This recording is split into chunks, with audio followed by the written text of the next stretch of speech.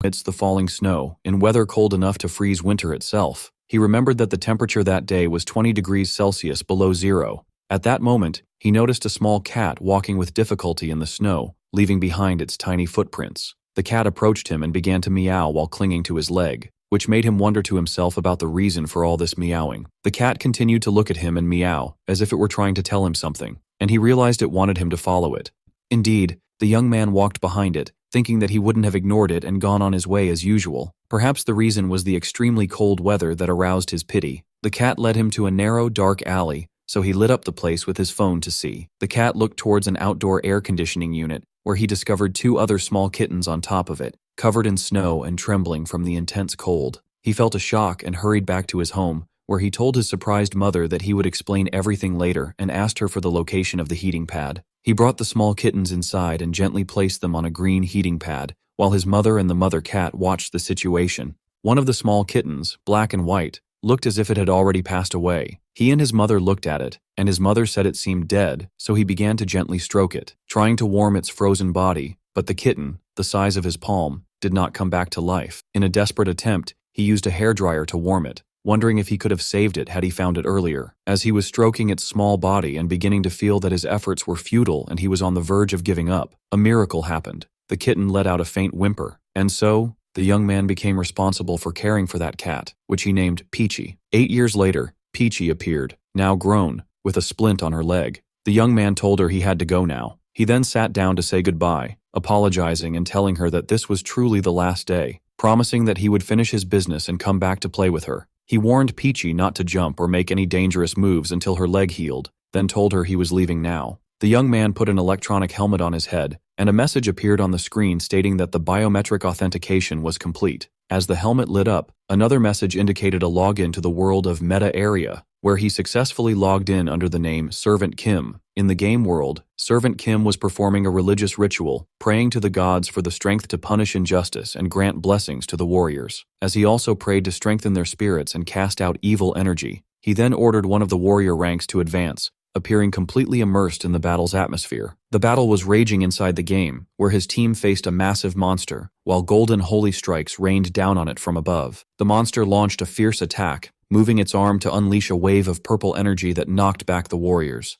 Despite taking many hits, it managed to form a sword of energy in preparation for a new attack. After long days of continuous fighting, the battle was finally nearing its end, and the final Flash team was about to become the first team in the game's history to defeat the giant god, Loke. Servant Kim was preparing to counter the monster's attack with his shield, which glowed with the emblem of a shining lion, while Loke fired a volley of projectiles through magic circles, which gathered to form a massive beam that destroyed the area where the warriors stood, but Servant Kim blocked it with his shield. Servant Kim issued his orders, asking the first rank to hold their positions, while ordering the third rank to withdraw, warning of another major attack to come. The monster's devastating attack continued to damage the warrior ranks, so he ordered the second rank to line up behind him, announcing that the monster was about to enter its final phase. The warriors prepared to use their ultimate skill as glowing hexagonal shields began to appear, while in response, Loke also prepared to launch its strongest attack. Servant Kim explained that this was the monster's last attempt and asked everyone to remain alert, assuring them that they would finish it off using the second rank's ultimate skill. He activated his defensive skills, using Holy Shield, Sanctuary, and God's Blessing, declaring himself the unbreakable shield. He assured them that they had reached the point where all other teams had failed and stressed the need to follow the plan precisely, or the entire team would be wiped out.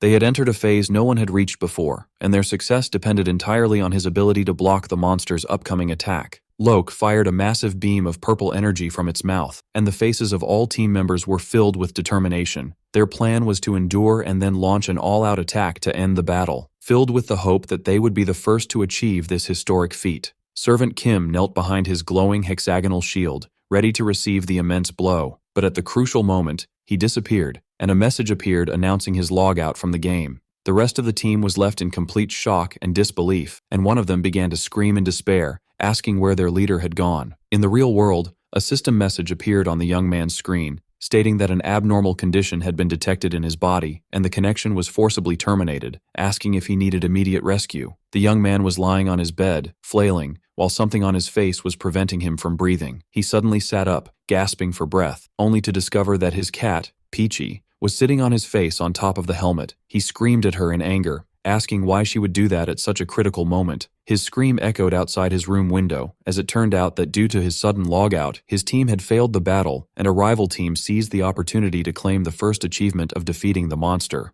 The young man screamed from the mental anguish. His team had failed to get rating points and had fallen in the rankings, and 5 months of preparation had gone to waste. As expected, the tragedy unfolded, and a major legal meeting was held to discuss the repercussions of the raid's failure. The game Meta Area had become a historical phenomenon, bringing change to all of humanity by achieving the first true metaverse. After its release, many people came to prefer life inside it over reality, and going there for work and returning to reality after hours became a part of daily life, until the world transformed into a place where it was no longer strange for someone to introduce their job as an archer. Because of this revolutionary change, top players in Meta Area were able to acquire immense fortunes and be honored as national heroes. With the growing number of professional players, related laws and specialized law firms like the Dodo law firm were established. One of these laws was specific to monster raid teams, allowing for compensation to be claimed from the person responsible for the raid's failure. Therefore, it became common in major events for official contracts to be drawn up in the real world before they began, and the team members looked displeased during one of these meetings.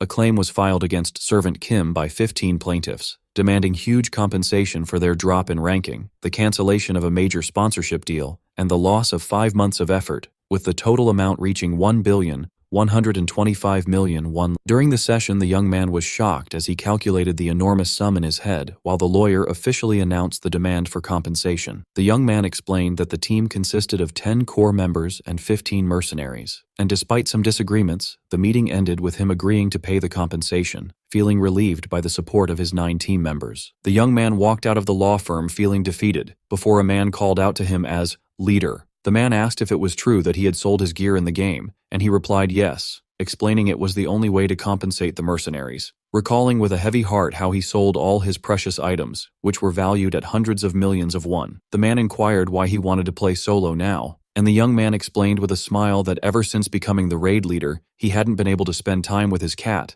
and felt guilty towards her. The man surprised him by announcing that he was quitting the game now, which shocked him. He felt responsible and apologized, but the man reassured him and told him he understood his situation. He then presented him with a box bearing the Metagear brand as a farewell gift. The young man initially refused, saying he couldn't accept his teammates' gear after everything that had happened, but the man insisted he take it, explaining he no longer needed it. The two men said their goodbyes, and the young man thanked his teammate. When he arrived home, he announced his return to his cats, then sat on the floor by the entrance, tired and sad, and let out a long sigh, while his cat Peachy approached him and meowed as if to comfort him. The young man wondered in confusion what he should do now, as all his post-retirement plans were based on owning the precious gear he had just sold. When he noticed his cat Peachy trying to play and jump, he gently scolded her, reminding her not to do so until her leg was fully healed. But she insisted, and he was impressed by her strength and agreed to play with her for just 5 minutes. He started with warm-up exercises, moving a mouse-shaped toy in front of his cat, who watched him with intense focus,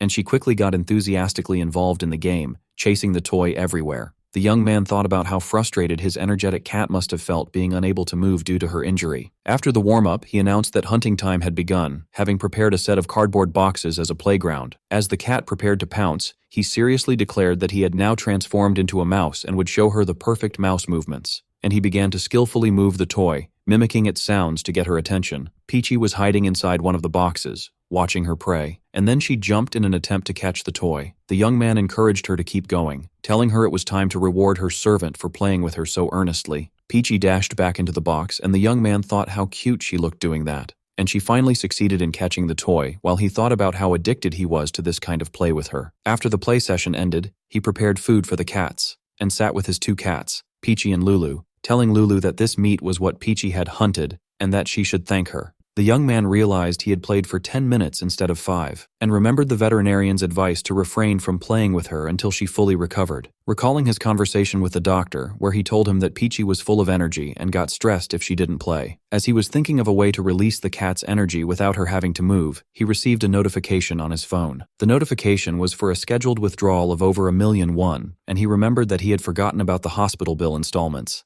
He felt distressed again and wondered what he would do, as he no longer had any money to cover his expenses. His eyes fell on the box his teammate had given him, so he decided to open it. Thinking how one of his team members had given him this gear after deciding to retire from the game, he turned to his cat Peachy and told her that she was a big part of this incident, and if she ever met his teammate, she should apologize to him. He jokingly put the empty box on his head and noted that he could breathe well, saying that an incident like the last time wouldn't happen again. The young man looked at the clock and realized it was getting late, so he said goodbye to his cats and told them he would be back. Realizing it had become difficult for him to aim for the top ranks again, he lay down on his bed and placed the new gearbox over his head, thinking that a person has to strive to earn a living. Indeed, Servant Kim logged into the game once again, determined to fulfill his responsibilities as a servant to his cats. His plan involved a high risk for a high return, as he found himself in the lava zone and thought about how dangerous it was for him to be there in his current state after selling all his gear. He was betting that another raid team would be busy fighting the Phoenix, which meant the other monsters wouldn't respawn, but he realized this prediction was based on memories from 6 years ago, and he didn't know how things had changed after the numerous updates.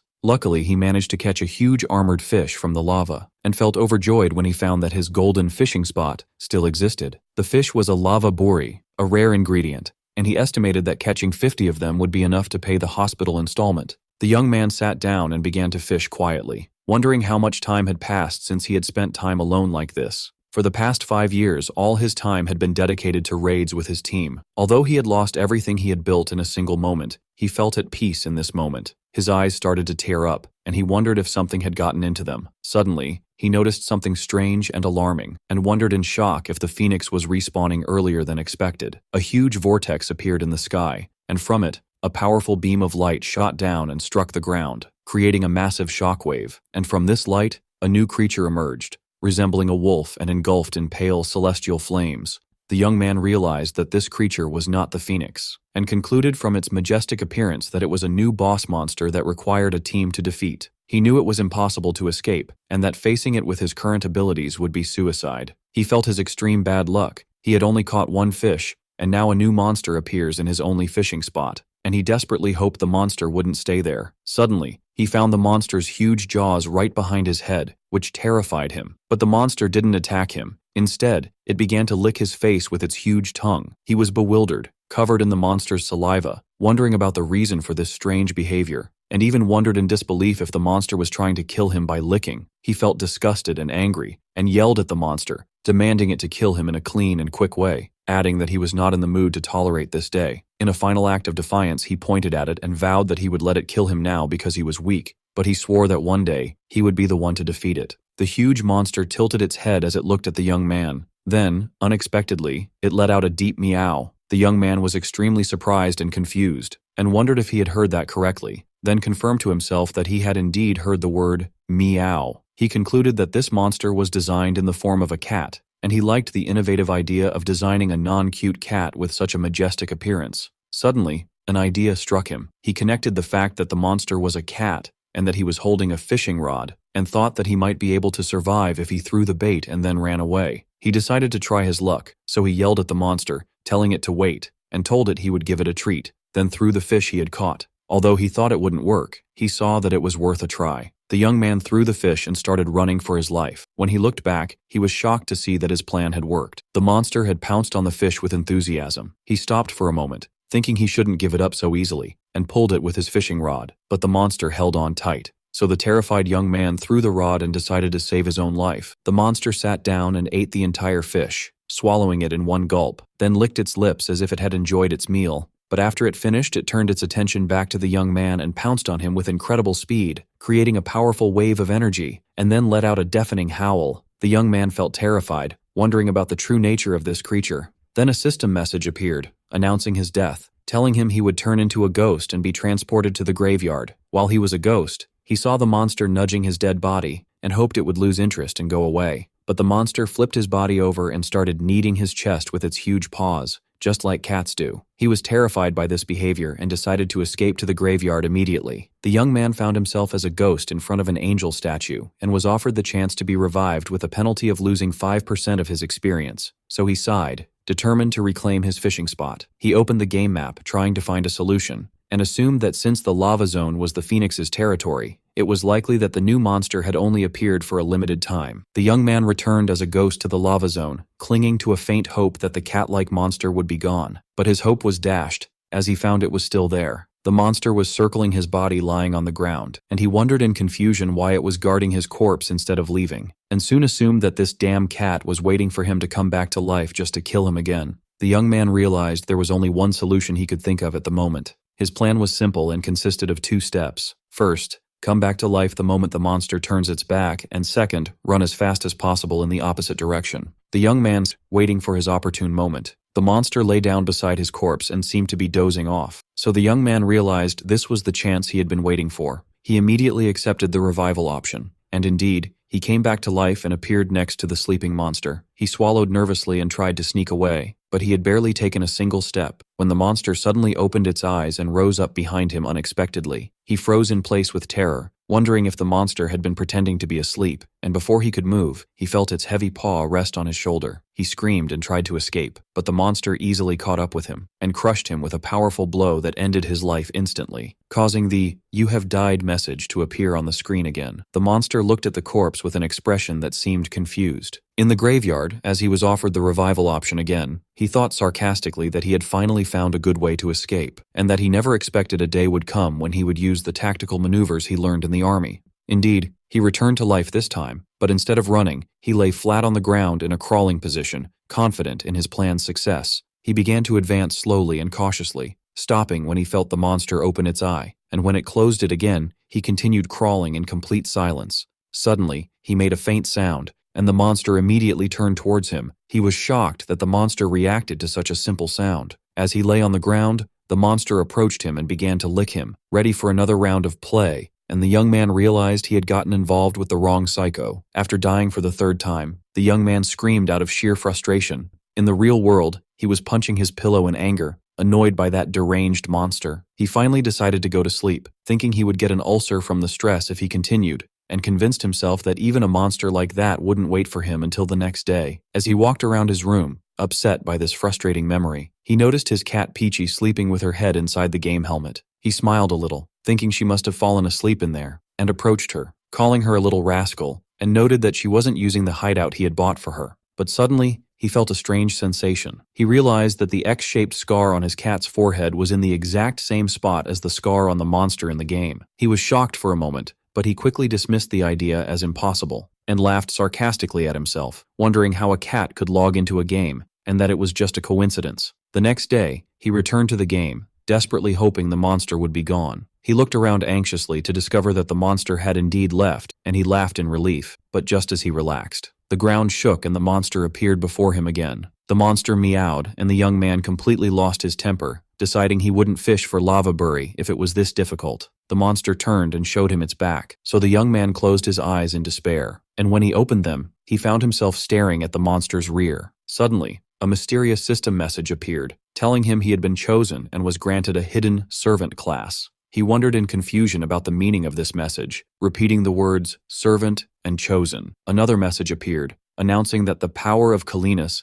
now resides in his being, and he started yelling in protest because he had never heard of such a class before. He realized he was being forced to change his class, and wondered in a panic what was happening. A cyclone formed, and dark energy began to flow around his body. After the process was complete, a final message appeared confirming he had become a servant. The young man wondered in shock and anger how his class had changed, and what had happened to his Holy Knight character. Suddenly he heard a voice in his head calling him servant, and asking if he could hear it. And he realized it was the voice of the giant cat, sending it directly into his mind. The voice introduced itself with a long and grand title, explaining that it was the conqueror who descended to stain the earth with darkness, the embodiment of shadow, and that its great name was Kalinus, protector of the 3 kingdoms and the first emperor of Noxtera. The young man noted with sarcasm that the monster still had its back to him, and he felt like he was being lectured by its rear end. Kalinus explained that it had encountered a problem during its summoning and that its body wouldn't move as it wished, which is why it chose him to be its servant.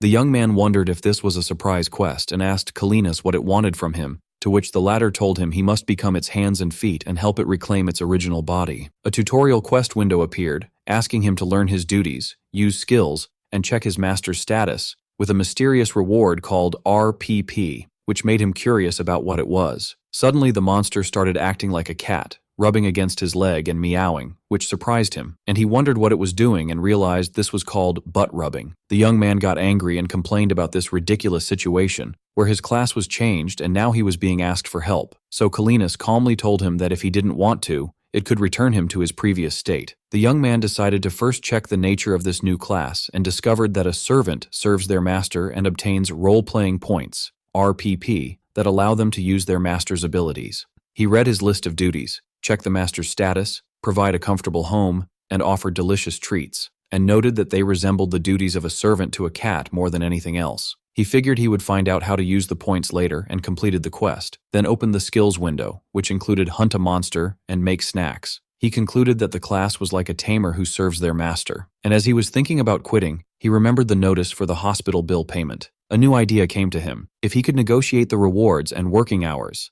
this might not be so bad after all. He completely changed his tone, addressing the monster respectfully as Master, expressing his understanding of its frustration, and then formally introduced himself as Servant Kim, asserting that he was an expert in studying cats and that Kalinas had come to the right person. Kalinas asked if he could handle it well, and he replied that actions speak louder than words. The young man knew the monster didn't fear him, but he decided to use the situation to his advantage. He explained to Kalinas that cats don't let strangers get close, then cautiously approached and petted the monster. The monster responded happily, rubbing against him and meowing. Kalinas was impressed by what it saw and told him it was beginning to trust him, to which the young man replied confidently that it wouldn't find a servant like him. A message appeared stating that communication between them was successful, and the window showed that Kalinas' status was anxious with a high stress index, thus completing the quest to check its status. The young man wondered why his master's anxiety level was so high, and he soon realized the time had come for monsters to reappear in the area. A small fire salamander-like monster appeared, so the young man told his master that he had managed to check its condition. He informed it that it was in a state of severe anxiety, and when Kalinas asked why, the young man guessed the reason was the unfamiliar environment, explaining that cats feel anxious outside their territory. Kalinas rejected this explanation, considering anxiety a feeling for the weak, and declared that the solution was to make this entire world its territory.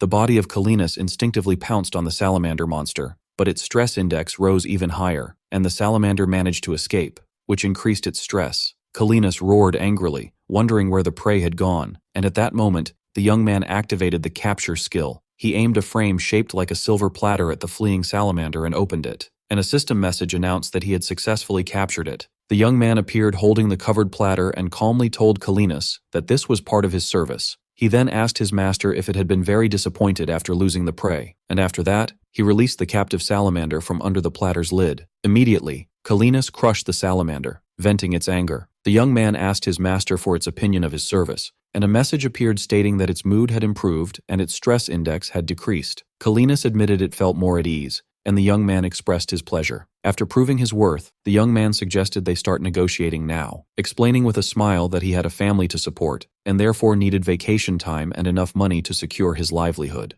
Kalinas was shocked by the idea of a servant getting a vacation, and the young man nervously confirmed that this was correct. Kalinas admitted it had none of this land's money, so the young man suggested an alternative solution. He would keep the items Kalinas obtained from hunting. Kalinas agreed to this compensation, since it needed him to control its body, and asked if that was enough, to which the young man happily agreed.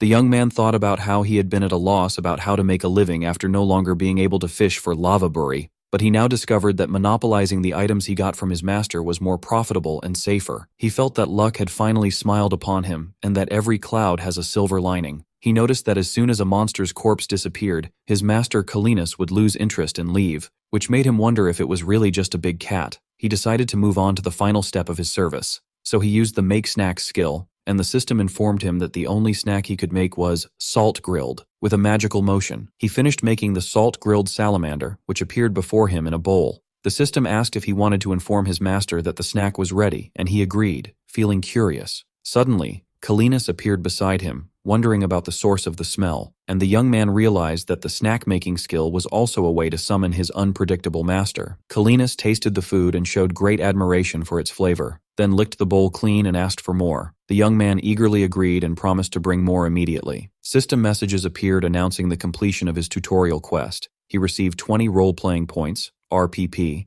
and an additional 5 points for his master's satisfaction, and a new quest for the second phase was created. The young man began to collect all the items that dropped from the monsters Kalinas hunted, and he noticed that large numbers of monsters were starting to appear again, and his master was actively hunting them. He thought about how his pockets were filling with money every time his master hunted, while he didn't lift a finger, and he smiled happily. Wondering if this was the taste of auto-hunting, he started running around the battlefield, collecting loot and enthusiastically thanking his master. Kalinus noticed his happiness, and the young man promised that he would do his best to help him. When the skill's cooldown ended, he decided to use it again with enthusiasm, and Kalinus came rushing eagerly to eat its meal. The young man opened the quest window and accepted the start of the second phase, which required him to use his abilities to solve a problem his master was facing, moving to a nearby town, with a reward of 50 points. He thought that this task would normally seem easy, but now he was facing a dilemma. How could he drag this big cat with him to the town? The status window for Kalinus appeared again, showing that its stress index would rise if it left its territory, and the young man realized this was the problem he had to solve. The young man approached his master Kalinus, who was near a volcanic lava pool,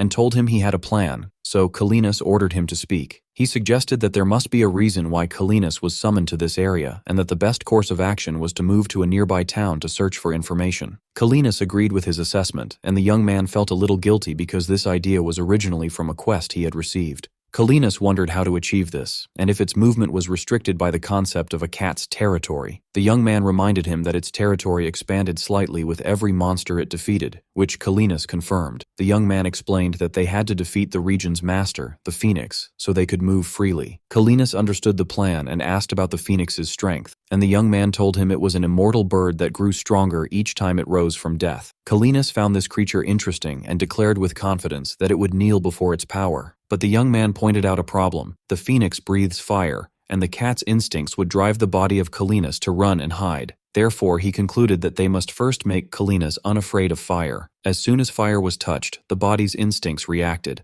as Kalinus jumped back and rolled on the ground in a panic. It admitted that it did indeed feel fear, and ordered its servant to find a way to overcome this fear by any means necessary. The young man offered a lava-buri fish to the frightened Kalinus, then announced that the fear would vanish once he submerged it in the lava, which shocked Kalinus, who asked if his plan was to throw it into the volcano. The young man confirmed that this was the most certain way to adapt, and when Kalinus expressed doubt, the young man reassured it, explaining that its body, as a boss monster, possessed very high heat resistance. Kalinus was surprised to learn this, and the young man tried to tempt it with the fish. The young man threw the fish into the lava, but Kalinus sat calmly on a rock in the middle of it, which astonished the young man. Kalinus announced that the fish no longer tempted it, and the young man was shocked by how quickly it had lost interest. Then it leaped gracefully from the lava. The young man realized he needed to move on to Plan B, so he used a recall spell to return to a registered point, and told his master he would be right back. Kalinus panicked, asking him where he was going and if he was going to leave it alone, but the young man disappeared through the portal, leaving it to search for him anxiously. The young man instantly teleported to the city of Granadia. He entered the adventurer's warehouse, where the shopkeeper welcomed him. He asked for sugarcane, ethereal spring water, a climbing rope, and dynamite. When she asked him his purpose, he replied that he intended to tame a monster, then added that he also needed a catapult, which puzzled her. She wished him victory, and as he was leaving, he felt he was forgetting something. He suddenly remembered and hurried back, telling her there was one more thing he wanted. The young man returned to the lava zone and headed to a giant tree known as Bujinmok, or the wood that doesn't burn. He explained that a monster living in this tree had gained fire resistance by eating its bark. The young man climbed the tree and placed sugarcane as bait, as he knew this monster loved sweets, and he remembered how difficult it had been to hunt it in the past. The tree shook, and a fire monster emerged from it, announcing itself as Kerberos the Great, guardian of the underworld, and angrily wondering who dared to disturb its sleep. As Kerberos was eating the sugarcane, the young man poured ethereal spring water on it, water capable of extinguishing the fiercest flames and making the target lose its fire resistance for 5 minutes. The young man thought that the favorite prey of cats is the mouse. The flames of Kerberos were extinguished, and the great guardian of the underworld turned into a small, fluffy pink fire mouse. The fire mouse shouted in shock, wondering what the young man had done to it, and the latter addressed it cheerfully, saying it was cute as usual. The mouse got angry and threatened him, but the young man continued to mock it. The mouse offered to spare his life in exchange for the sugarcane, but the young man described it as pathetically cute. The mouse had a bad feeling and realized it couldn't use its fire, so it decided to attack physically, shouting that it had given him a chance to survive. As it was attacking, it suddenly turned and fled, vowing to kill the young man next time. The young man shouted, trying to stop it, but the fire mouse jumped directly into a nearby lava pool. The young man smiled sarcastically, saying he was just about to tell it that it had lost its fire resistance. The fire mouse was screaming from the intense pain of the lava as it tried to get out, while the young man laughed hysterically. The mouse continued to cry, and the young man continued to laugh. A new tutorial window appeared, explaining that he could use role-playing points, RPP, to turn a monster into a follower, which would not take damage from its master's attacks and could be strengthened with points. The young man grabbed the crying fire mouse and carried it, and the mouse asked him what he was doing and where he was taking it. The young man told it seriously that he was sorry, but he was going to offer it as a sacrifice to his master, and asked it not to talk to him so he wouldn't get attached. The mouse was horrified and began to lament its fate that it would die before getting married, and the young man replied sarcastically that it was truly a shame. The mouse begged for its life, so the young man offered it a way out. If it did what he asked, it would not only survive, but he would also help it find a life partner. The mouse immediately agreed and desperately asked what it had to do. The young man calmed him down and explained that the first way to survive was to become the master's follower, clarifying that a follower is unaffected by the master's attacks, ensuring its survival. Then he offered it the second way, which was to lure the master and make him fall into the lava, which shocked the mouse, who called him an ungrateful servant. The mouse agreed to become a follower, reminding the young man of his promise. The young man opened the Create Follower window and began the process, and a magic circle appeared around the fire mouse. The mouse was turned into a magical essence and captured under the young man's silver platter, and a system message confirmed that the fire mouse had become a follower. The scene returned to Kalinas, who was waiting anxiously, and asked its servant why he was late. The young man told it to look forward to what he had brought, assuring it that there was nothing in the world that could excite it more than this. The young man released the follower mouse from under the platter. When Kalinas saw the mouse, it felt a strange and exciting sensation, and its heart began to beat rapidly. The young man told the mouse, Squeaky, that his master would be facing the phoenix, and assigned it the task of eliminating its master's fear, and asked it to lead the master for the great cause of darkness. The young man gave the mouse a speed potion, so it dashed off, awakening the cat instinct in Kalinas, who excitedly took off after it, heading straight for the lava. Kalinas charged forward on instinct, leaping across rocks as it chased the fire mouse, determined not to let it escape. The mouse shot a burst of fire, but Kalinas skillfully dodged it and continued to close in on its prey. The young man watched from a distance, and grabbed the dynamite detonator, thinking he might need to use it to buy the mouse some time. The mouse felt that the young man had tricked it, but suddenly the young man appeared between them, blocking Kalinas' path and yelling at the mouse to keep running. Kalinas was surprised by this intervention, and the young man apologized for the misunderstanding. The mouse continued to run, until it reached a crack, and passed through it to the edge of a cliff overlooking a vast lake of lava, where Kalinas cornered it, asserting that it could not escape. Kalinas told it that it would play with it, but the mouse boldly challenged it to try and catch it, and jumped over the lava lake. Without hesitation, Kalinas leaped after it, completely forgetting its fear of fire in the heat of the chase. The young man noticed how his master's actions sometimes overlapped with those of his pet cat. Kalinas asked about this cat, and whether it was the family he had mentioned earlier. The young man answered yes, describing her as small, cute, and a sore loser, and he remembered how his cat, Peachy, would refuse his touch at first, only to eventually place her paw on his hand. He smiled as he remembered, then placed his hand on Kalinas' giant paw and offered his help, and after that, he gently pushed it towards the lava. Kalinas found that touching the lava gave it a pleasant, warm feeling, and it wanted to enjoy this bath. The young man told it that now that it had overcome its fear of fire, it could face the phoenix, and Kalinas agreed with confidence. The phoenix appeared on the horizon, and the young man explained that defeating it required preventing its ability to be reborn, and he told his master that he had devised a strategy for it, which led Kalinas to describe him as a dependable servant. The phoenix emerged from the lava, while the young man and his master prepared to face it. The bird spread its fiery wings and threatened its opponents, then attacked by breathing a massive stream of fire, but Kalinas dodged it. The young man knew that the real problem lay in the bird's immortality, and he explained to Kalinas that to eliminate it, he must strike its core precisely during its second rebirth. Kalinas doubted its ability to do so, but the young man confidently assured it that he would make it possible. The battle began, as the phoenix swooped down and Kalinas charged to meet it. The bird tried to ascend, while Kalinas followed it quickly, and dodged its fire attacks with amazing agility, then managed to get on top of it, and struck it forcefully into the ground. The defeated phoenix declared that it would rise again, and the young man told his master that the first phase was over. He explained that the phoenix's size and destructive power would now double, but Kalinas was unfazed.